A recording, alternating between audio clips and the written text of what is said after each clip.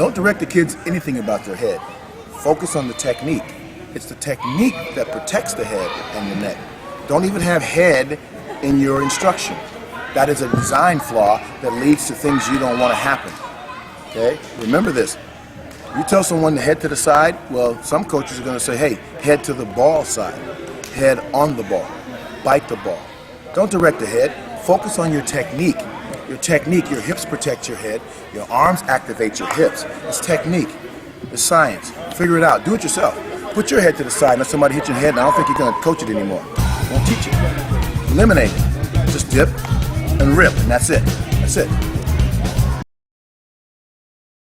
In order to change an existing paradigm, you do not struggle to try and change the problematic model. You create a new model and make the old one obsolete. Richard Buckminster Fuller, owner of 24 patents. The problem.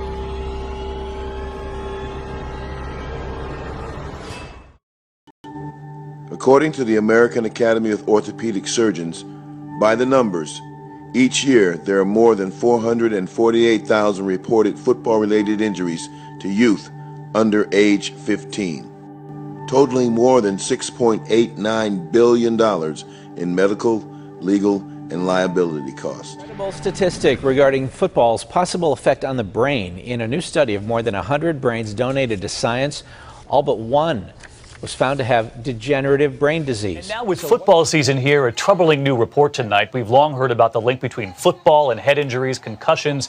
And tonight a new study finds the risks are even greater than we imagined. Alzheimer's, Lou Gehrig's disease, a startling reality check just as the season kicks off. It's traditionally a big week for high school football. But for many parents and kids, a strong debate continues over the risks and rewards of the game. This season, 2 high school football players have died of injuries sustained on the field. Countless others have been concussed. Growing concern about the dangers of high school football. In the first 7 weeks of this season, there have been 7 deaths related to high school football. That compares to 11 all of last season. This incident, of course, the latest in a dangerous season already. 7 young players losing their lives in just 7 weeks. Now, R.J. Reynolds High School sophomore linebacker Matt Feller was seriously injured during Friday night's game. Reynolds' team doctor told WXII 12 News that Feller was taken to the hospital where he was undergoing emergency brain surgery. But the top concern for parents continues to be concussion.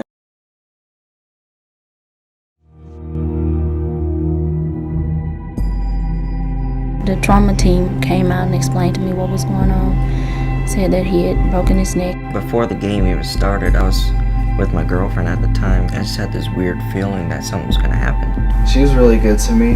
Like the first few months this happened, but I guess she got kind of bored and she just didn't want to be confined. We just went our separate ways. There are several people's lives that were affected by that one play. When I was in ICU, I flatlined twice. We almost lost Chris on 3 separate occasions. I went to rehab in Dallas, and I spent 6 months in a rehab facility away from home. I had feeding tubes in my stomach that they would have to feed me through until I relearned how to swallow them. I think about the children that are paralyzed, these little boys, and I think about their parents. And I can only imagine the first thought is, I can't die now. I can't die now. Because who's going to look out for him if I'm gone? That's what we're talking about. It is that focus on safety that drew some 150 people to the LA 84 Foundation and a special youth sports conference on football head trauma. And should children even be playing tackle football? Dr. Robert Cantu is one of the foremost authorities on traumatic brain injury and has authored over 379 scientific publications and written some 32 books, including Concussions and Our Kids. He clearly understands the danger of blows to the head, especially to kids. Bobby's here, and I love what he's done with the tackling for youngsters. Technique is a huge thing, if taught properly, can avoid a lot of unnecessary head trauma. Much of it happens with poor technique. Our role, or my role as medical director at USA Football, is to hopefully promote a better, safer game. And as we've implemented the heads-up football tackling program, which is fit just along with Bobby's program, which I think is awesome. More inventive things like Bobby has done, that's what we need, I believe. We just can't be doing it with live bodies. The price is too high to pay. I'm a father first, and my son was 12, and he said, "Daddy, I'm ready to play tackle football," back in 1997. And I said, "Okay, I'm going to take you up and sign you up, but I'm going to help out because I don't want you to get hurt." And the president knew my name. He was a Bruin fan, which is cool. And I said, "I'd like to help out." And he says, "You're the head coach." And now I went from one little kid that I was, scared to death for, and now I have 25.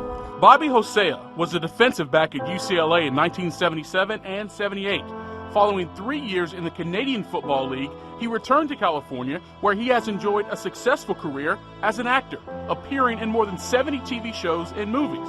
It was his role as a father, however, which led him to his most important assignment. I started doing the research. Then I started seeing all these injuries that result directly from people hitting with their head. And I just was on fire to go out and share what I knew I had been doing since '97 with the rest of the world. The research that Bobby found showed that 1 in 100,000 high school football players suffers a serious spinal cord injury. Last year, more than 1.1 million kids played high school football. It was his belief that the majority of these injuries could be avoided if the proper tackling technique was taught at the lower levels of the sport, and the time to do so was now. So every time you go into a pile with your head down, you're really playing Russian roulette with your life, with your health, with your well-being. Every time. I learned to keep my head up and to rip and not wrap. Not to use my head in the tackle. Other kids should come to this camp because you can tackle correctly so you won't get a brain injury in football.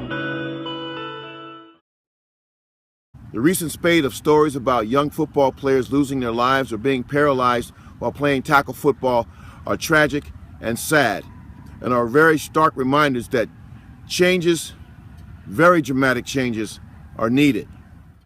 Since most traumatic brain, neck, and spinal cord injuries are the result of players initiating contact with the crown of their helmet while in the act of making a tackle, the key ingredient missing is a standard of care for teaching tackling. Standard of care is a legal term which means you have done your due diligence to minimize what is most dangerous about any activity. There are actual instructions that are inherently dangerous in the very DNA of the game since its inception, and most coaches don't even know it. The more things change, the more they stay the same. And in tackle football, the most dangerous aspect of the sport is making a tackle, but it can be made less dangerous if coaches knew how to readily identify, eliminate, and replace the physical mechanisms, the tackling terminology, the tackling drills, and tackling techniques that lead directly to crown first impact or helmet exposure to contact while a defender is in the act of making a tackle. In 1997, while my son was playing his first year of tackle football, I was no different than any other parent. I was deathly afraid of my son getting hurt to the point where he couldn't get up off the ground. So I created a tackling technique called the dip and rip sticks words to play by 12-step tackle progression. It is now known as the Hosea method and trademarked as the helmet-free tackle training system. We can do better. We must do better. We will do better. Thank you. And remember, our children's future is in our hands. Our future is in theirs. Thank you.